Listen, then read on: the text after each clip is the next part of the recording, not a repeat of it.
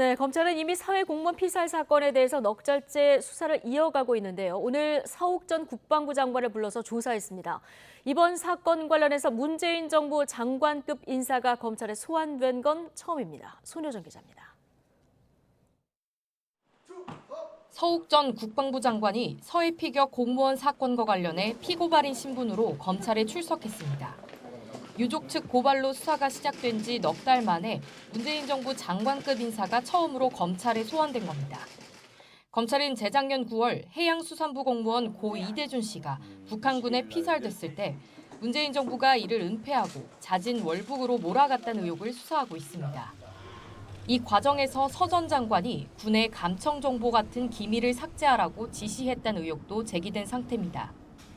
일단 검찰은 청와대 관계장관 회의에서 정해진 자진 월북 결론에 껴맞추기 위해 불리한 정보를 고의로 없앤 건 아닌지, 또 당시 군 당국의 대응은 어땠는지 등을 캐물은 것으로 전해졌습니다.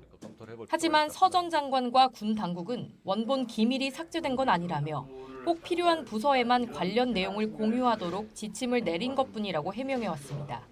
정보의 원본이 삭제된 것은 아닙니다. 다만 군사정보통합체계에 탑재된 민감한 정보가 직접적인 업무와 관계없는 부대까지 전파되지 않도록 필요한 조치를 한. 이에 대해 검찰 관계자는 집에 있는 소설책을 찢었는데 서점에 같은 책이 있다고 안 찢은 게 되느냐며 서 전 장관 측의 주장을 비유적으로 반박했습니다. 같은 날 서해 피격 사건 유족은 감사원의 조사를 거부한 혐의로 문재인 전 대통령 등을 고발한 사건과 관련해 고발인 조사를 받았습니다. 그 진실을 밝히려고 하는 감사원에 대해서 불응하는 그 고위 공직자들의 모습을 보고 좀 안타깝고 유족은 정말 화가 나는 입장입니다.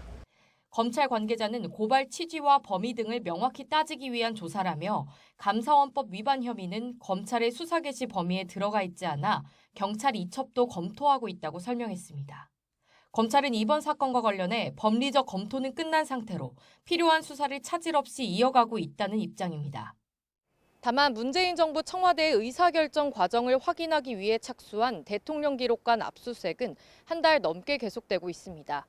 박지원 전 국정원장이나 서훈 당시 국가안보실장 등 핵심 피고발인 조사는 압수수색 종료 이후 진행될 전망입니다.